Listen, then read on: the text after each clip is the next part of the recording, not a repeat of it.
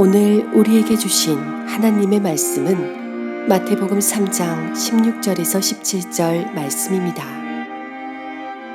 예수께서 세례를 받으시고 곧 물에서 올라오실새 하늘이 열리고 하나님의 성령이 비둘기같이 내려 자기 위에 임하심을 보시더니 하늘로부터 소리가 있어 말씀하시되 이는 내 사랑하는 아들이요 내 기뻐하는 자라 하시니라. 아멘. 제가 지인의 추천을 받고 최근에 본 영화입니다. 올 이즈 로스트라는 벌써 12년 전에 개봉했던 영화인데 그때는 알지를 못했어요. 지인의 추천을 받고 본 영화인데요. 인도양에서 요트를 타고 항해를 하던 한 남자가 표류하던 컨테이너와 충돌하는 사고를 당합니다. 내비게이션 또 라디오 다 고장나버리고 이 사람이 의지할 것이라고는 그저 나침반 그리고 항해 지도 그리고 자신의 오랜 항해 경험뿐이었어요. 주인공은 악조건 속에서도 항해를 계속해서 해나갔지만 결국 폭풍우를 만나서 배는 자초되고 말았고 주인공은 구명보트의 생명을 의지할 수밖에 없었습니다. 마실 물은 떨어져 가지요. 또 배는 고파서 낚시를 계속하지만 이 낚시가 번번이 실패되고 안 되는 것입니다. 표류하는 중에 큰 컨테이너 선박이 지나가요. 그러면은 조명탄을 쏘아 올리면서 구조를 요청해 보지만 그저 그냥 백고동 소리만 뿡뿡 울릴 뿐 그 누구도 이 사람을 구조해 주지를 않는 것입니다. 특히 영화의 마지막 장면이 참 마음이 먹먹해지는 것 있지요. 지칠 대로 지친 이 주인공이 캄캄한 밤에 모든 걸 다 포기하고 너무 지쳐서 이제 구명보트에 쓰러져 있는데 저 멀리에서 조그마한 불빛이 하나 보이는 거예요. 그래서 이제 구조를 요청해야 되겠다 싶은 마음에 이 구명보트 안에 있는 종이들 이것저것을 태워가지고 자기가 여기 있다는 것을 알리기 위해서 이 불을 지폈는데 이 불이 너무 잘 붙었어요. 그래서 이 불이 구명보트까지 번지게 되어서 이 사람이 어쩔 수 없이 바닷물로 뛰어들 수밖에 없었던 것입니다. 주인공은 너무 지쳤어요. 이제 이 구명보트마저 다 타서 없어져 버리면 이제 어떻게 되는 겁니까? 바다에서 그대로 이제 죽는 것 아닙니까? 모든 희망도 사라지고 꿈도 사라져서 이제 마지막으로 생의 끈을 놓으며 차가운 바닷속으로 그가 빠져들어갑니다. 여러분 이 영화를 보니까요, 이 영화는 영어를 못해도 볼 수 있더라고요. 말이 없어요. 말이 없어요. 그저 그냥 말이라고 하는 것은 help, help 이게 전부예요. 그리고 고기하다가 낚시하다가 안 되고 또 자기가 생각대로 뭐가 잘 되지 않으면 shit, shit 이러고 그리고 한마디 더 하는 것이 why me, why me 이게 이 영화의 그 언어의 전부예요. 여러분 영화를 만들려면 이런 영화를 만들어야 되겠더라고요. 여러분 이 영화의 주인공이 그렇게 절망스러운 상황에서 그저 바닷속으로 빠져들어간 것으로 죽고 말았다면 이 영화는 아마 관객에게 큰 절망감만 안겨주었을 것입니다. 영화의 엔딩은 명장면 중에 하나라고 봅니다. 제가 볼 때 주인공이 절망에 빠져 모든 것을 포기하고 바다 깊은 곳으로 빠져갈 때 바다 표면으로부터 비춰지는 한 줄기 빛이 있었어요. 주인공의 시선이 그 빛으로 고정하게 되었고 마지막 힘을 다해서 팔과 다리를 휘휘 저으면서 바닷물을 박차고 올라오는 그 순간 이 누군가의 손이 이 주인공을 확 사로잡는 것으로 영화가 끝이 납니다. 여러분 다른 장면도 다른 장면이거지만 이 영화의 엔딩 장면이 저에게 참 감동이 되었어요. 절망적 상황에서 이 주인공이 빠져들어가는 바닷속에서 무엇을 봤느냐? 한 줄기 빛을 바라봤어요. 여러분 구원의 역사는요 바라봄에서부터 시작이 되는 거예요. 빛을 바라보느냐 아니면 절망적 상황을 바라보느냐, 무엇을 바라보느냐에 따라 인생이 복이 될 수도 있고 끝없는 절망이 될 수도 있어요. 그래서 무엇을 바라보느냐는 우리가 세상을 살면서 대단히 중요한 문제인 겁니다. 하늘을 바라볼 것이냐 아니면 땅을 바라볼 것이냐. 여러분 오늘 말씀은 우리가 잘 알고 있는 내용입니다. 예수님께서 세례를 받으시는 내용이에요. 작년에도요 이 같은 본문을 가지고 성령이 비둘기같이 임한다는 이 사건의 메시지를 제가 전한 적이 있습니다. 그 내용도 우리에게 은혜가 되지만 유난히 오늘 저의 두 눈에 들어왔던 단어 하나가 있어요.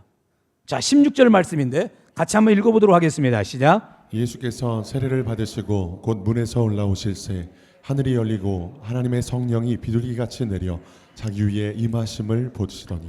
하늘이 열리고 하나님의 성령이 비둘기같이 내려 자기 위에 임하심을 뭐 하시고? 보시더니. 여러분 한번 생각해 보세요. 하늘이 열렸어요. 그리고 성령이 비둘기같이 예수님의 머리 위에 쫙 임하시는 이 모습, 여러분 이 모습이 얼마나 거룩하고 영광스러운 모습이겠습니까? 우리말로 표현해 보자면 여러분 얼마나 신비스러운 모습이 있겠어요? 근데 바로 예수님께서 이런 영광스럽고 신비스러운 모습을 지금 어떻게 하고 계시는 겁니까? 눈으로 보고 있는 거예요. 자, 특히 17절 말씀 같이 한번 읽어볼게요. 시작. 하늘로부터 소리가 있어 말씀하시되 이는 내 사랑하는 아들이요 내 기뻐하는 자라 하시니라. 하늘에서 음성이 들립니다. 너는 내가 사랑하는 내 아들이다. 너는 내가 기뻐하는 자다. 이런 하나님 아버지의 음성도 들었어요. 여러분 이처럼 예수님은요 하늘의 신령한 은혜를 보고 하늘의 신령한 은혜를 귀로 들었습니다. 이런 거룩한 영적 체험이 나중에 어디까지 이어지느냐? 십자가 사건까지 이어지게 돼요. 여러분이 잘 아는 것처럼 십자가의 사건이 얼마나 큰 고통의 사건입니까? 가장 극악무도한 죄인에게 최고의 형벌이 그 당시 십자가형이었어요. 인간의 힘으로는 도저히 감당할 수 없는 것이 십자가예요. 그리고 우리 예수님 겟세마네 동산에서 어떻게 기도하십니까? 이 잔을 내게서 지나가게 하옵소서. 얼마나 그게 힘들면 그러겠어요? 그런데 그 엄청난 십자가를 감당할 수 있는 그 힘의 시작점이 어디였느냐? 바로 오늘 본문 말씀이에요. 하늘의 은혜를 바라보고 하늘의 신령한 은혜를 맛본 이 영적 체험이, 경험이 나중에 십자가까지 이루어지게 될 수 있었던 거예요. 그렇게 예수님은 자신의 시선을 하늘에 고정합니다. 하나님께 고정하고 하늘의 은혜를 보았어요. 여러분 이 말씀이 참 많은 도전과 은혜가 되었어요. 여러분 현재 우리나라를 보십시오. 또한 여러분의 상황을 보십시오. 여러분 마음이 너무 힘들고 지치지 않습니까?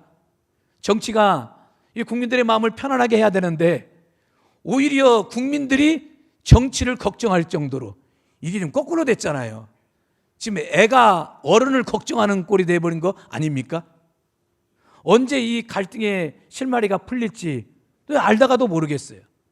고물가 시대 성도들의 삶, 국민들의 삶은 너무 힘들고 어렵지요. 여러분 어느 때는 우리의 조국 대한민국을 보고 우리의 삶을 보면서 이 모든 어려움을 잘 극복할 수 있는 에너지가 과연 우리에게 있을까? 이런 생각까지 들 때가 있어요. 이런 우리들에게 오늘 본문에 예수님께서 어떤 도전을 주고 계시느냐? 바로 하늘의 은혜를 바라보라는 거예요.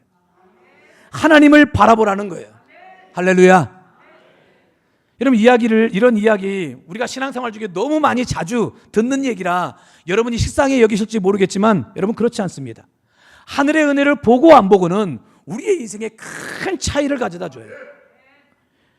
여러분 제가 이 강단에서 개인 기도하는 시간들이 있거든요. 개인 기도할 때 여러 음악들을 이제 틀어놓고 이제 기도를 해요. 늘 같은 음악을 틀어놓는 것은 아닌데 그 가운데 하나 시선이라는 찬양곡이 있어요. 이게 1시간 버전으로 어떤 분이 편집을 해가지고 유튜브에 올린 것이 있는데 1시간 내내 이제 기도할 때 이 곡을 계속 틀어놓고 반복적으로 틀어놓고 이제 기도를 하거든요. 왜냐하면 이 가사가 참 은혜가 돼요. 내게로부터 눈을 들어 주를 보기 시작할 때. 여러분 내게로부터 눈을 든다. 무슨 말입니까? 내 지금 처해 있는 환경과 상황을 보지 않고 이 상황으로부터 눈을 들어서 누구를 봐요? 주님을 보기 시작할 때. 그러면 어떤 역사가 있게 된다고 하느냐? 주의 일을 보겠네. 주님께서 우리를 위해 일하고 계심이 보여지게 된다는 거예요. 그 다음 가사는요. 내 작은 마음 돌이키사 하늘에 꿈꾸게 하네. 주님을 볼 때.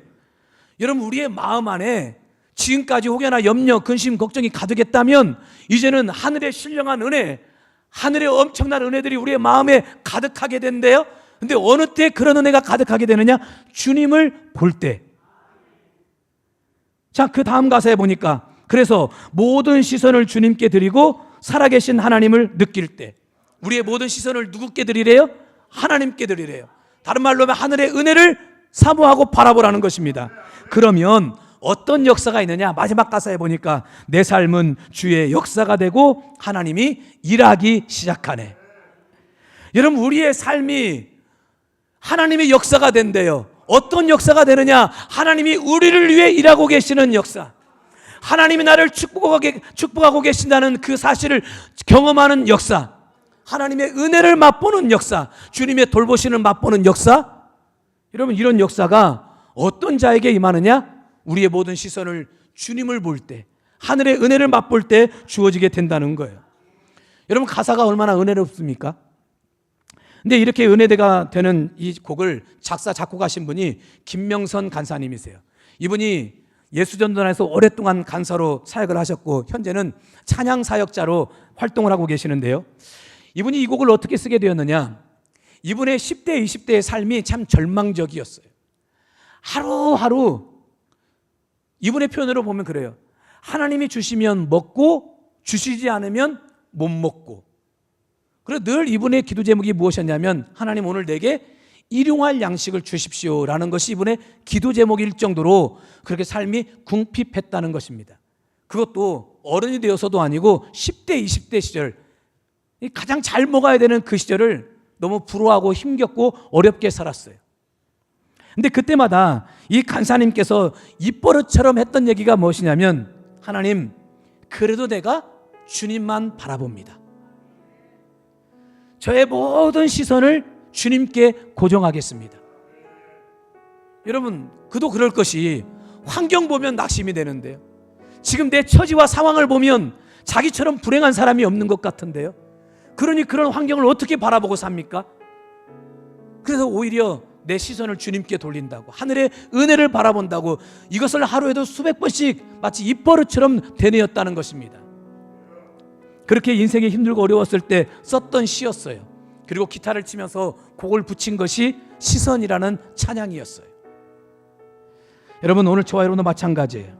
하늘의 은혜를 보고 하나님을 바라봄으로 우리의 모든 어려움들을 다 이겨내야 될 줄 믿습니다. 오늘 이런 결단과 다짐하는 마음을 가지고 우리 찬송 고백해 올려드립니다. 내게로부터 눈을 들어.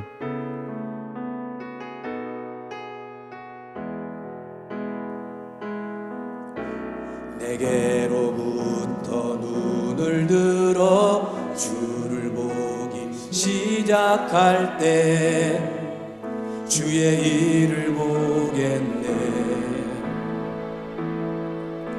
내 작은 마음 돌이키사 하늘에 꿈꾸게 하네.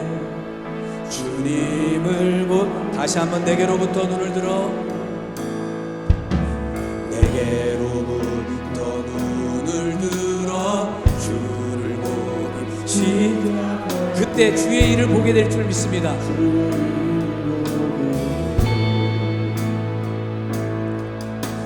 내 작은 마음 돌이키사 하늘에 꿈꾸게 하네.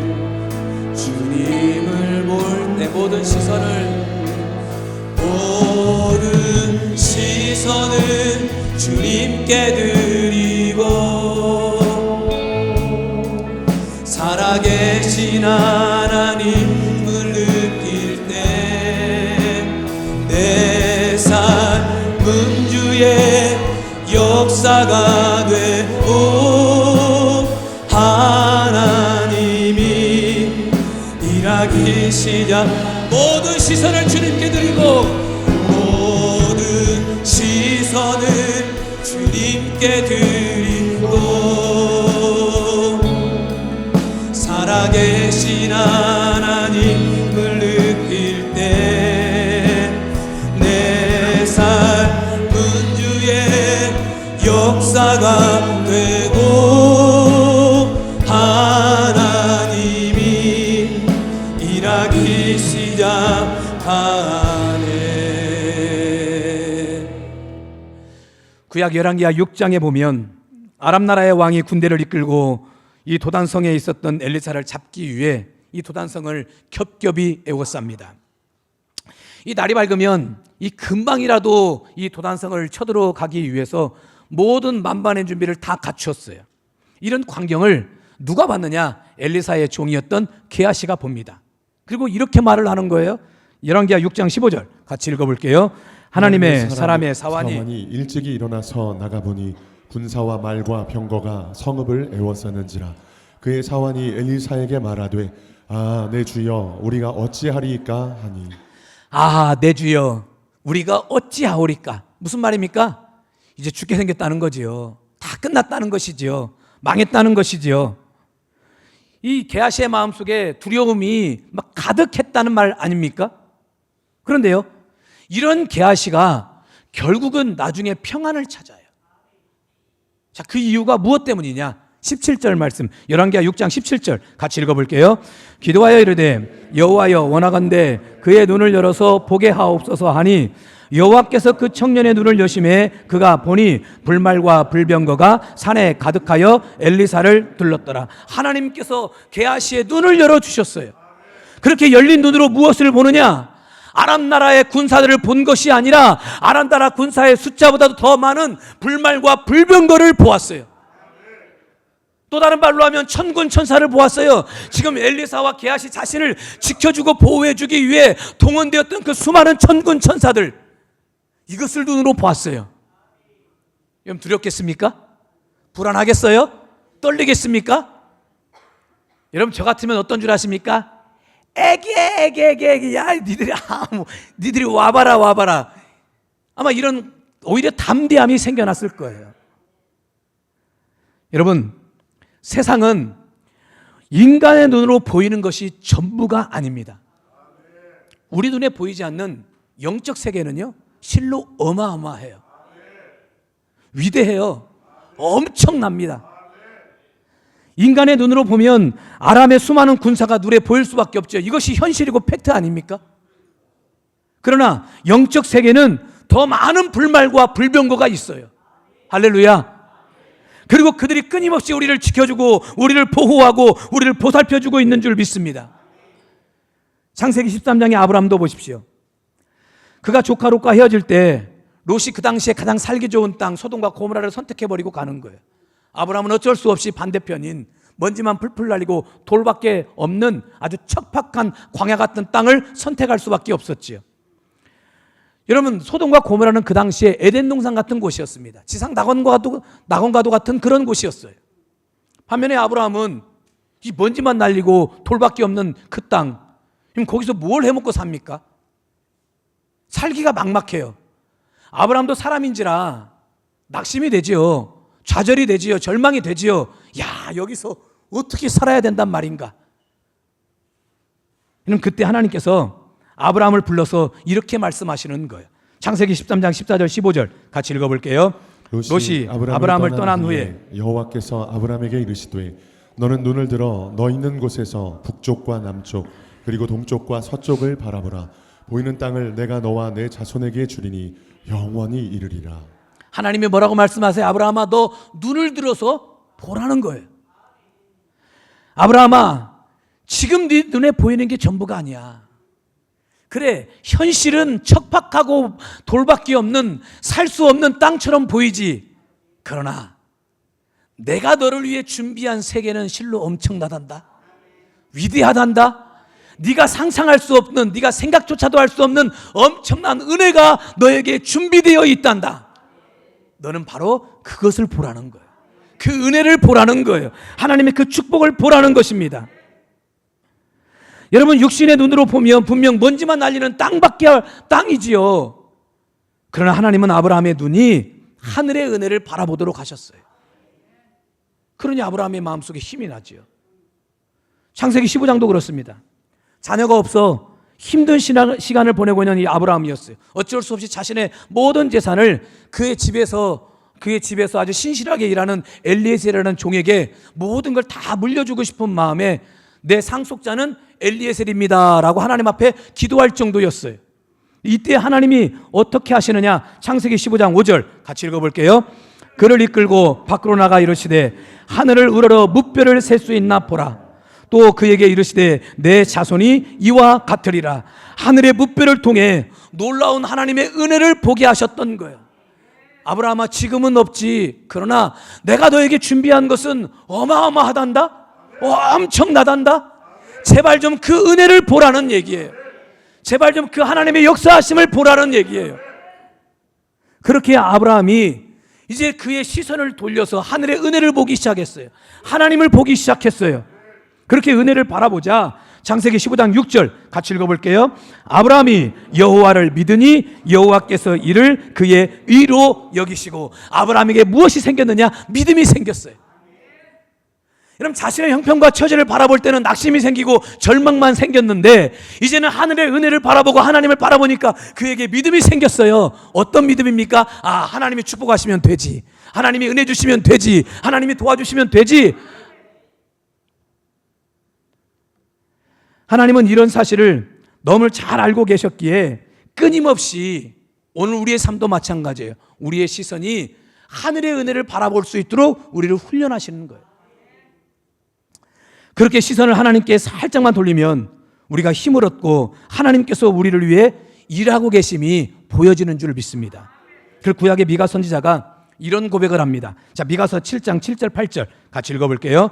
오직 나는 여호와를 우러러보며 나를 구원하시는 하나님을 바라보나니 나의 하나님이 나에게 귀를 기울이시리로다. 나의 대적이여 나로 말미암아 기뻐하지 말지어다. 나는 엎드러질지라도 일어날 것이요 어두운 데에 앉을지라도 여호와께서 나의 빛이 되실 것이미로다. 하나님, 내가 하나님을 바라봅니다. 구원의 하나님을 바라봅니다. 또 다른 말로 하면 하나님, 내가 하늘의 은혜를 바라봅니다.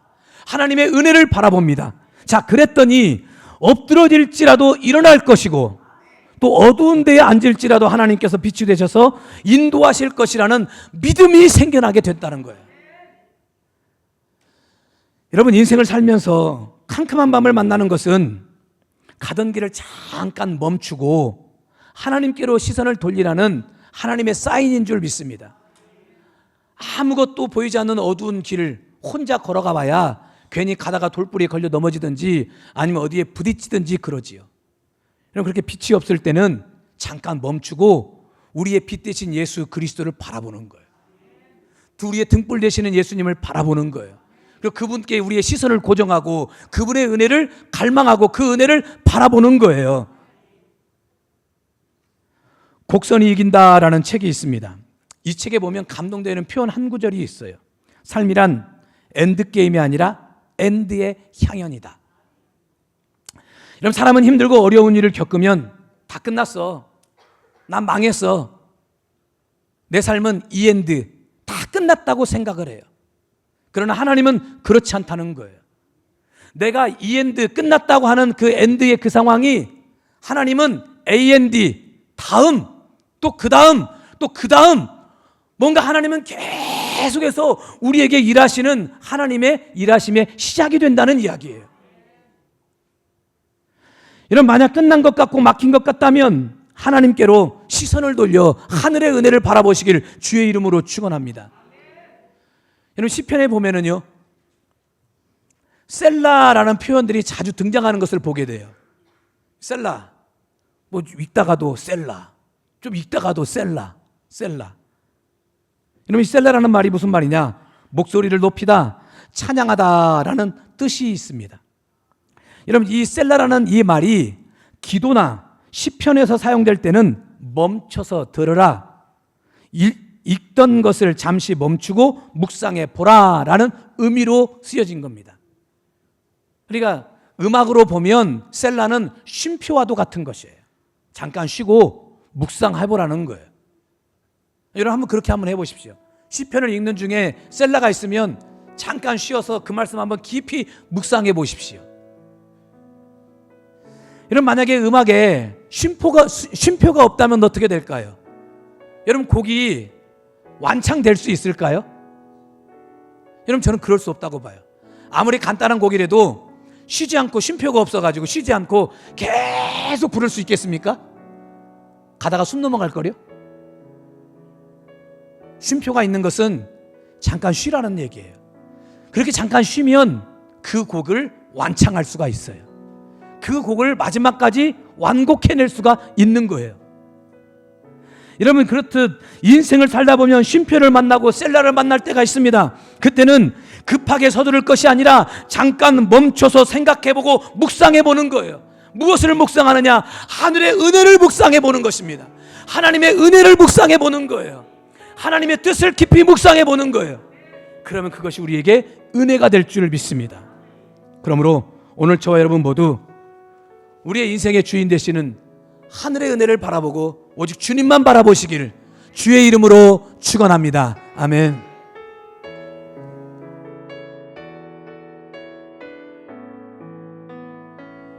괴로울 때 주님의 얼굴 보라 평화의 주님 바라보아라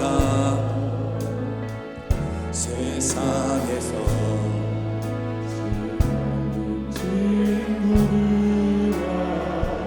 위로의 주님 바라보아 눈을 들어 주를 보라 눈을 들어 주를 보라 내 모든 염려 주께 맡겨라 슬플 때에 주님의 얼굴 보라 안식 눈을 들어 주를 보라 눈을 들어 주를 보라 내 모든 염려 주께 맡겨라 슬플 때에 주님의 얼굴 보라 사랑의 주님 안식 주리라. 할렐루야. 그렇다면 우리가 어떻게 할 때 하나님께로 시선을 돌릴 수 있을까요? 예수님께서 어떻게 하늘의 은혜를 볼 수 있었을까요? 하늘이 열리고 성령이 비둘기같이 임하시는 이 하늘의 은혜를 보았던 그 이유가 무엇일까요? 또한 오늘날 우리가 어떻게 사는 것이 하늘의 은혜를 바라보는 것일까요? 그냥 저 길거리 지나가면서 하늘만 멀뚱멀뚱 쳐다보는 것이 하늘의 은혜를 바라보는 것이냐? 그것이 아님을 여러분은 잘 알고 계시겠지요. 여러분 오늘 본문과 똑같은 사건이 기록되고 있는 누가복음 3장에서 우리는 그 이유를 알 수가 있어요. 자, 누가복음 3장 21절 같이 읽어보겠습니다. 백성이 다 세례를 받을새 예수도 세례를 받으시고 기도하실 때에 하늘이 열리며 성령이 비둘기 같은 형체로 그의 위에 강림하시더니 여러분 예수님께서 하늘이 열리고 성령이 비둘기 같은 형체로 임하는 그 모습을 보게 된 이유가 무엇 때문이냐? 기도 때문이라는 거예요. 여러분 예수님이 세례 받으실 때 기도하셨다라는 이 말씀은 마태복음에도 없어요. 오직 누가복음에만 기록되어 있는 표현입니다. 누가가 봤어요. 예수님이 세례 받으실 때 기도하는 모습을 봤어요. 그렇게 기도하더니 기도하고 있는 그 예수님의 눈에 하늘이 열리는 모습이 보였고 성령이 비둘기같이 임하는 모습이 보이게 되었어요. 여러분 그렇다면 오늘날 우리가 하나님을 본다는 의미가 무엇입니까? 하나님께 기도하는 거예요. 그리고 기도할 때만 하나님의 하늘의 놀라운 은혜와 축복을 경험하게 되는 줄 믿습니다. 여러분 사실 그렇지 않습니까? 인생의 큰 문제로 낙심이 되다가도 기도하면 어떻습니까? 기도하면 마음의 낙심이 사라지고 절망이 사라지고 오히려 마음의 평안이 넘치고 기쁨이 넘칠 때가 참 많아요. 여러분 이렇게 큰 문제도 기도하니까 야 이거 아무것도 아니었네, 이거 별거 아니었네, 이런 생각이 들어요. 그러나 진짜 아무것도 아닌 조그마한 문제도 기도 안 해보세요. 여러분 접신물에도 이 접신물에도 코 박고 죽는다는데 아무것도 아닌 그 문제에 기도하지 않으면 그 문제 때문에 내가 죽을 것 같아요. 내 인생이 다 끝난 것처럼 여겨지는 거예요. 여러분 기도하신 분들은 제가 이렇게 이야기하는 이 말의 의미가 무엇인지 충분히 공감하실 거예요. 여러분 이것이 바로 기도의 힘이고 기도의 능력인 줄 믿습니다. 제가 설교 중간에 엘리사와 게하시라는 종에 대한 이야기를 드렸지요. 아람 나라 군사들 때문에 두려움이 사로잡혀 있었던 그 게하시가 하나님께 시선을 두고 하늘의 은혜를 볼 수 있었던 그 이유가 무엇 때문이냐? 열왕기하 6장 17절을 다시 한번 읽어볼게요. 시작. 기도하여 이르되 여호와여 원하건대 그의 눈을 열어서 보게 하옵소서 하니 여호와께서 그 청년의 눈을 여심해 그가 보니 불말과 불병거가 산에 가득하여 엘리사를 둘렀더라.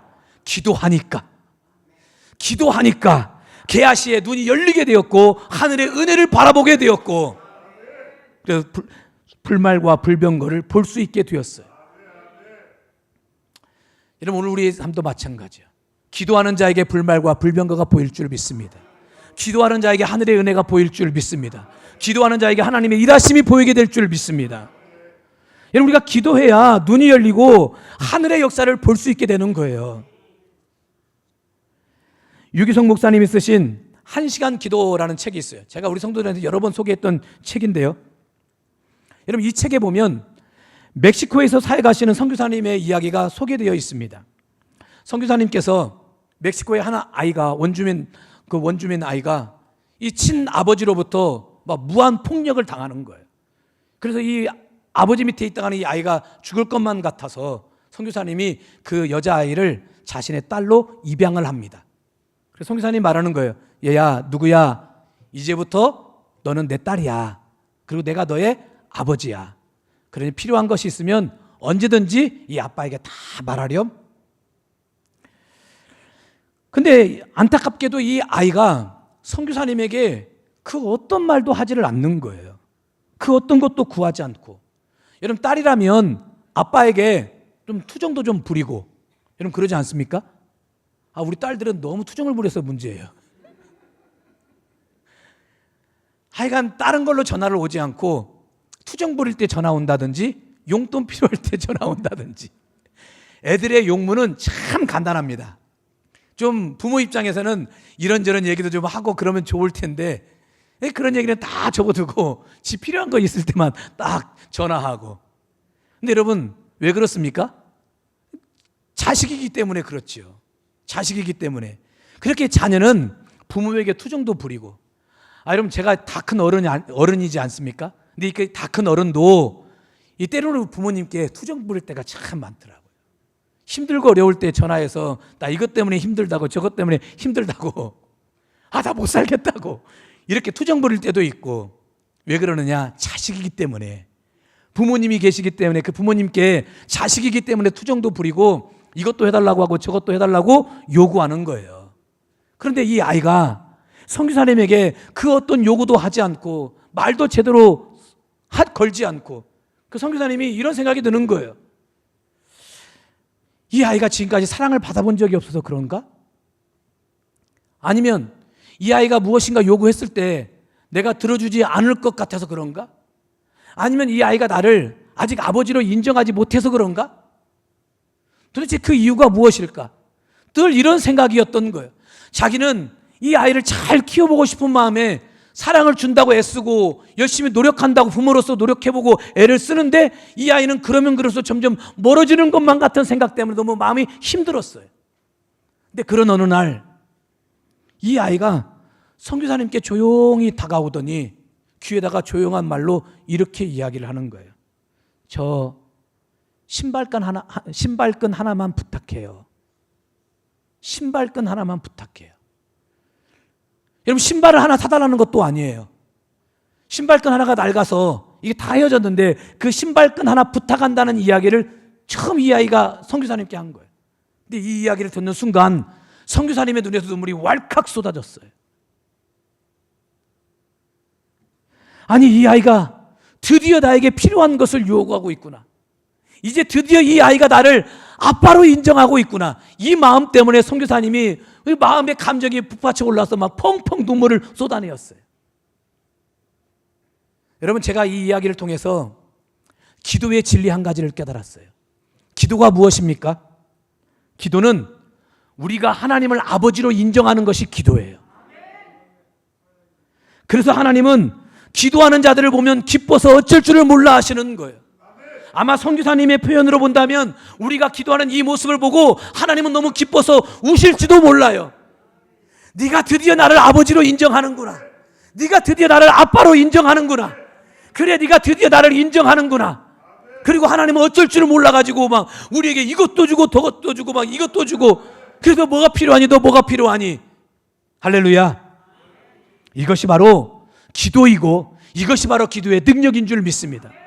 성경은 우리에게 이런 말씀을 하고 계세요. 자, 로마서 8장 32절 같이 읽어볼게요.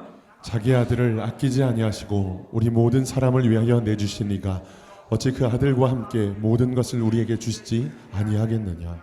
여러분, 하나님은 우리에게 모든 걸 다 줄 수 있는 분이래요. 이게 다른 말로 하면 하나님은 우리에게 줄 수 있는 모든 것을 다 준비해 놓고 계신다는 거예요. 제가 우리 교회를 위해 기도할 때 받은 응답의 말씀이 있다고 했잖아요. 시편 30편 19절 쌓아두신 은혜. 무슨 말입니까? 하나님 모든 걸 다 준비해 놓고 계신다는 거예요. 그런데 문제는 무엇이냐면 우리가 하나님을 아버지로 인정하지 않아요. 우리가 기도를 안 하는 거예요. 성도 여러분, 하나님을 아버지로 인정하십시오. 그러기 위해 기도하십시오. 그렇게 기도를 통해 하늘의 은혜를 바라보고 하나님을 아버지로 인정하면 하나님께서 우리에게 모든 것을 다 허락하실 줄 믿습니다. 여러분, 기도 차이라는 말을 아십니까? 혹시 기도 차이라는 말을 들어보신 적 있습니까? 여러분, 은혜와 축복, 능력과 역사를 경험하는 차이가 어디에서 나오느냐? 기도에서 나온다는 이야기예요. 그래서 기도 차이라는 말이 있어요. 25년이 시작이 되었습니다. 나라를 바라보고 우리 개인의 삶을 바라보면 아직도 암담하고 어두운 깊은 터널을 지나가고 있는 것처럼 희망이, 소망이 보이지 않는 것처럼 느껴지겠지요. 그러나 이때 우리가 해야 될 일이 무엇입니까? 그 옛날 우리 예수님께서 하늘의 은혜를 바라보셨듯이 오늘 저와 여러분들도 하늘의 은혜를 바라봐야 될 줄 믿습니다. 오직 하나님만 바라봐야 될 줄 믿습니다. 그 방법이 무엇입니까? 바로 주님 앞에 기도하는 거예요. 올해 우리 교회가 기도하는 교회가 되어야 될 줄 믿습니다. 오늘 저와 여러분들이 하나님 앞에 기도하는 성도가 되어야 될 줄 믿습니다. 여러분, 기억하십시오. 오직 기도하는 길에만, 엎드리는 곳에만 길이 있습니다. 기도를 차이나게 하는 교회, 할렐루야. 기도를 차이나게 하는 성도, 할렐루야. 그래서 하늘의 은혜를 바라보게 되는 오늘 저와 여러분이 되시기를 주님의 이름으로 축원합니다. 아멘.